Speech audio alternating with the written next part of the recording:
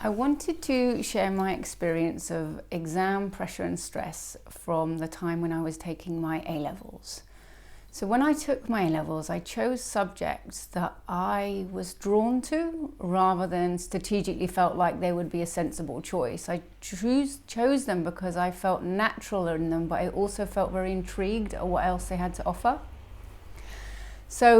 But all of them had very different results at the end of the time of my A-levels because I thought of them all slightly differently.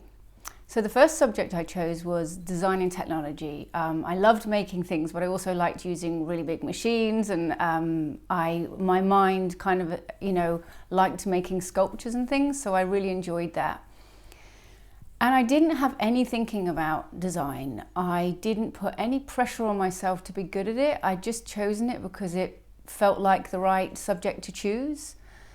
And so all the way through my time of studying that as an A-level and right through to the end of exams, I felt very comfortable. I felt like me. I didn't feel like there was anything on me or pressure on me to do well. It was more about my enjoyment of the subject.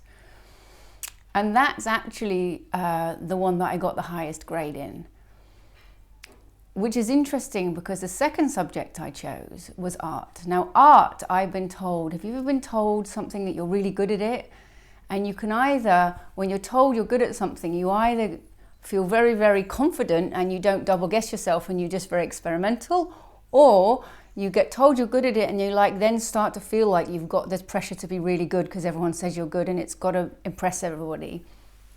Well, I think for me, art A-level, I enjoyed the coursework a lot, but as the months got closer towards all of the art pieces that we had to create for the final exam, I started to build up my pressured thinking that it was supposed to be really good, and people had said things about me being one of the really good students in the year, and I felt like I had a responsibility to do something really impressive. So the piece of work I chose ended up being like a metal sculpture rather than, which actually I really was more true to what I loved doing at the time, which was painting and drawing. I was trying to be clever with that piece of art, but really it ended up being a very awkward piece of work that I ended up doing very last minute. It didn't kind of work, and I didn't get a good grade. Even though the whole coursework I'd got like one of the highest grades, and then when it came to the exam and I started thinking differently, my grades went down.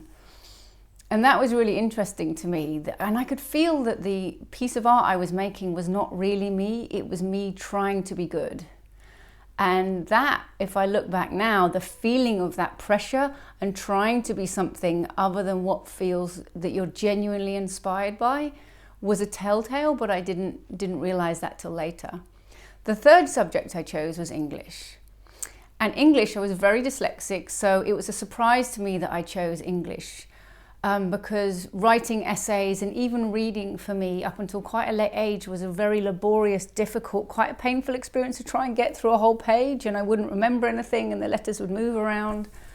But at the end of my GCSEs, I kind of got inspired that it was more fun than I'd realized, because I'd started to relax when I would read, and I started to find that there was a whole world in books that surprised me, because I thought reading and loving and books was for clever people, and I felt stupid because I didn't find reading very easy. I didn't realize I was dyslexic at the time. And so what happened with the English A-level is I literally fell in love with the subject all the way through my coursework. I was totally delighted and surprised. I had two very different teachers. So one of my teachers was this sort of moustached guy who used to wear sort of knitted vests and ties, and he was really into sort of dark Russian novels, and he just loved it and the whole world and anything with a dark shadow in it.